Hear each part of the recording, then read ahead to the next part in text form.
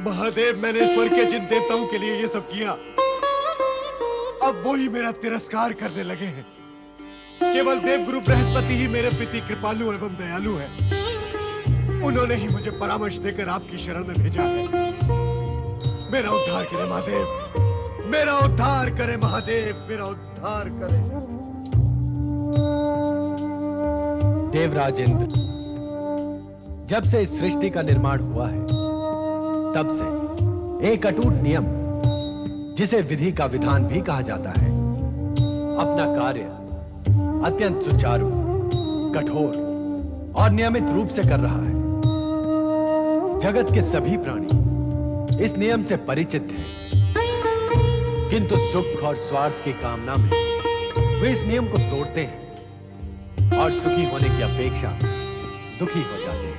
प्रभु, आप किस नियम के विषय में कह रहे हैं? यही कि छल, कपट, षड्यंत्र, अन्याय, अनीति, इन सब का दुष्परिणाम प्राणी को भोगना ही पड़ता है। वो कितना भी प्रयास व प्रयत्न कर ले इससे बचने के लिए, किंतु बच नहीं सकता। आज तक न कोई बच पाया है और न ही भविष्य में कोई बच सकेगा। ये नियम देव, दानव, मानव सभी पर लागू होते हैं। तुम पर भी। तुम जो भी शारीरिक और मानसिक कष्ट पा रहे हो, वो इसी नियम की नियमितता के कारण पा रहे हैं। प्रभु, मैं स्वीकार करता हूं कि मुझसे कुछ अपराध हुए।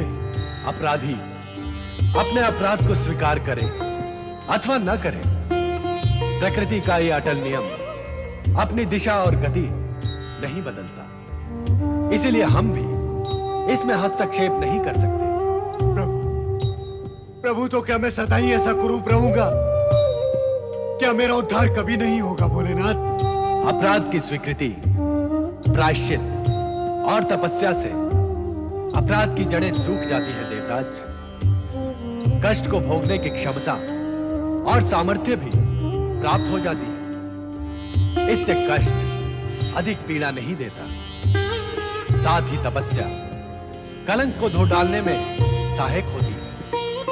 तुम भी प्रायश्चित और तपस्या के पश्चात अपने पूर्व रूप को ही नहीं, स्वर्ग के सिंहासन को भी पुनः प्राप्त कर सकोगे।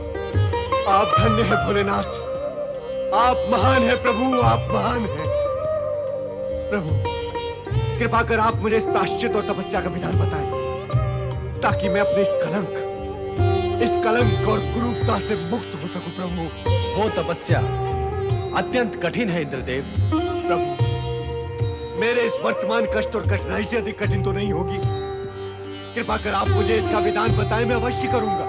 यही कैलाश के समीप मानसरोवर में एक विशाल कमल है। उसी कमल की नाल में सूक्ष्म शरीर बनाकर तुम्हें सच्चे मन से तब तक तपस्या करनी होगी जब तक तुम्हारे द्वारा किया गया ब्रह्म हत्या का पाप धुल न जाए। प्रभु, मेरी तपस्या कब तक पूर्ण होगी? कृपा कर ये भी बता दे तो मेरे पीड़ित मन को शांति मिले। प्रभु, तपस्या की कोई अवधि नहीं होती देवराज। सच्चे मन से की जाए तो क्षणों और घड़ियों में सफल हो जाती है, और कच्चे मन से की जाए तो वर्षों भी लग सकते हैं। तुम तो निर्मल मन से तप करो, परिणाम शुभ ही होगा। अब समय नष्ट न करो, अपने साध्य की ओर बढ़ो। आपकी आज्ञा शिरोधार्य देवाधिदेव, आपकी आज्ञा शिरोधार्य। देवगुरु, मेरे स्वामी के साथ इतनी अप्रिय दुर्घटना घट गई है और आपने मुझे बताया तक नहीं। कृपया बताएं देवगुरु, इस समय वो कहाँ है? वो भगवान शिव की शरण में गए हैं देवी सच्ची, और तब तक स्वर्ग नहीं लौटेंगे जब तक ब्रह्म हत्या के कलंक से मुक्त नहीं हो जाते। मैं इस संकट के समय उनके साथ रहना चाहती हूँ देवगुरु। कृपया अपने दिव्य दृष्टि से देखकर बताएं कि वो अब कहाँ हैं। मैं अब एक पल के लिए भी उनसे दूर नहीं रह सकती। शीघ्र बताएं देवगुरु, शीघ्र बताएं।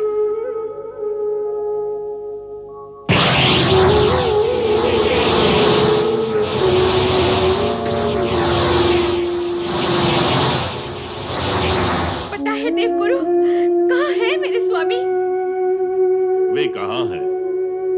ये बताना शिव इच्छा के विरुद्ध होगा देवी सची। आप माता शक्ति की आराधना करते हुए अपने पति की प्रतीक्षा करें। माता ही आपके उद्विग्न मन को शांति प्रदान करेगी।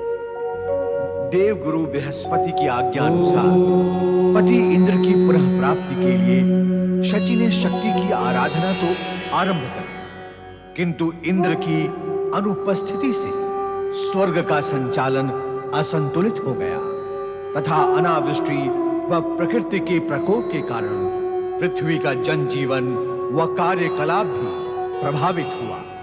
जल स्रोतों के सूखने से अकाल की स्थिति उत्पन्न हो गई। पृथ्वीवासी त्राहि कर उठे। ये देखकर नारद भी चिंतित हुए। नारायण नारायण। देवराज इंद्र ब्रह्म हत्या के कारण स्वर्ग के सिंहासन से पदभ्रष्ट हो गए। सृष्टि का संचालन अस्त व्यस्त हो गया।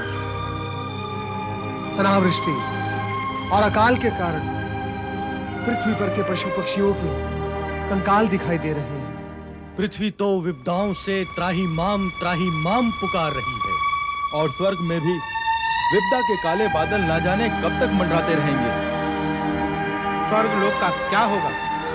पता नहीं स्वर्ग लोक का सिंहासन कब तक रिक्त रहेगा। ना जाने स्वर्ग का राजा कौन बनेगा।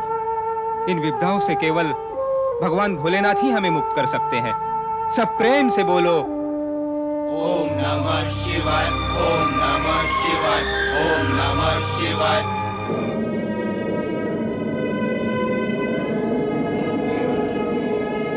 ओम नमो भगवते रुद्राय।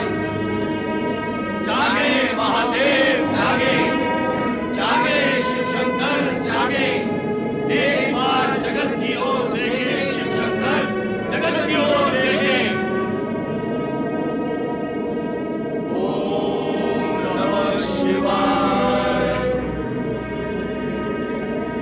हे भोलेनाथ, अकाल और अनावृष्टि से धरती के प्राणी त्रस्त हैं। उन पर करुणा कीजिए शिवशंकर। सप्तऋषिगण, आप सभी इस सत्य को भली भांति जानते हैं कि स्वर्ग लोक में इंद्र का सिंहासन रिक्त होने के कारण वहां की व्यवस्था भंग हो चुकी है।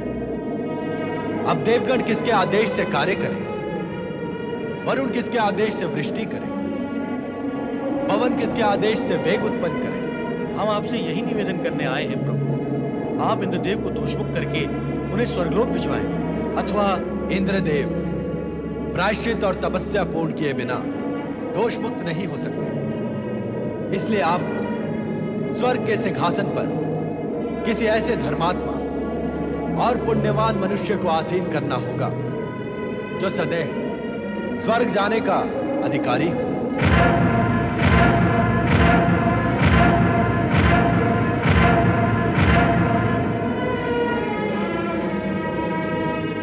क्या देवताओं में ऐसा कोई देव नहीं जो इंद्रदेव की अनुपस्थिति में स्वर्गलोक का संचालन कर सके?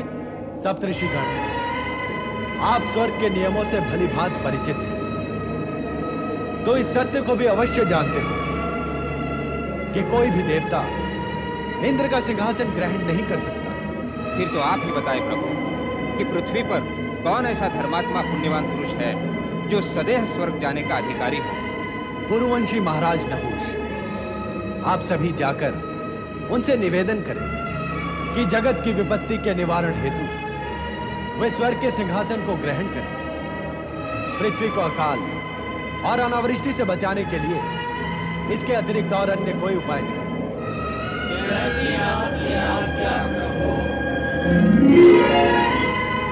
स्वामी, आज तक ऐसा कभी नहीं हुआ कि कोई मनुष्य स्वर्ग के सिंहासन पर बैठा हो। क्या ये सृष्टि के नियमों के विरुद्ध नहीं होगा? नियम में अपवाद भी तो होते हैं देवी। ये अवसर अपवाद का ही है।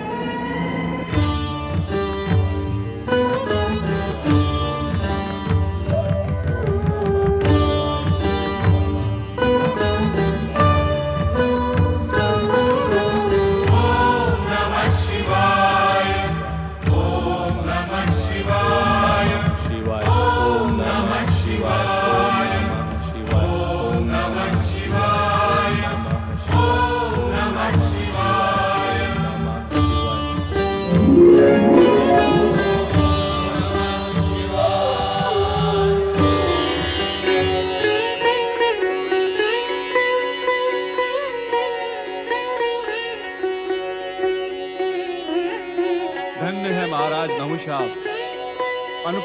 की शिव भक्ति, इसी शिव भक्ति के पुण्य प्रताप से आप सदैव स्वर्ग जाने के अधिकारी हुए हैं। हम सप्तर्षि आपको इसी समय स्वर्ग ले जाने आए। सर्वप्रथम तो मैं आप सप्तऋषियों को प्रणाम निवेदन करता हूं। तत्पश्चात मैं ये स्पष्ट करना चाहता हूं कि मुझे स्वर्ग जाने की कोई आकांक्षा नहीं। मैं शिव आराधना के सुख से वंचित और अपने प्रजा पालन के कर्तव्य से विमुख होकर स्वर्ग कभी नहीं जाना चाहता। अतः मुझे क्षमा करें। हम शिवाज्ञा से ही आपके पास आए हैं, हमें निराश न करें।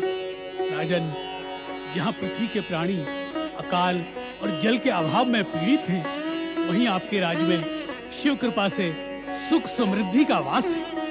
आपको प्रजा के विषय में कोई चिंता करने का कारण नहीं है। पूज्य सप्तऋषिगण, शिव पूजा से विमुख होकर स्वर्ग का सिंहासन मुझे नहीं चाहिए।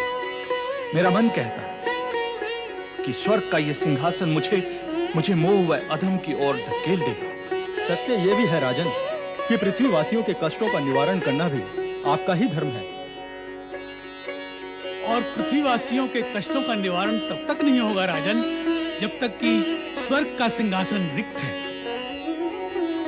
और ये सिंहासन आप जैसे शिव भक्त पुण्यात्मा के अतिरिक्त अन्य किसी को नहीं दिया जा सकता। अतः पृथ्वीवासियों के कल्याण के लिए आपका स्वर्ग जाकर सिंहासनारूढ़ होना आवश्यक है। क्या आपके जैसा शिव भक्त शिवाज्ञा की अवहेलना कर सकता है? शिव आज्ञा के सम्मुख तो मैं विवश हूं।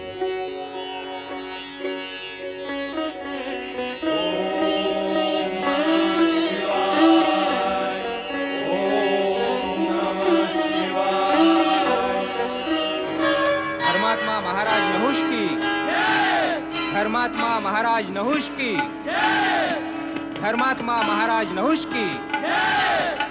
महाराज नहुष एवं पूज्य सप्तऋषिगण, आपका स्वागत है। देव गुरु बृहस्पति, धर्मात्मा नहुष स्वर्गाधिपति के सिंहासन को सुशोभित करें और आपके आशीर्वाद तथा देवों के सहयोग से देवराज का कर्तव्य निभाएंगे। अवश्य गुरु वशिष्ठ, अवश्य। महाराज नहुष, स्वर्ग के सिंहासन पर विराजिए।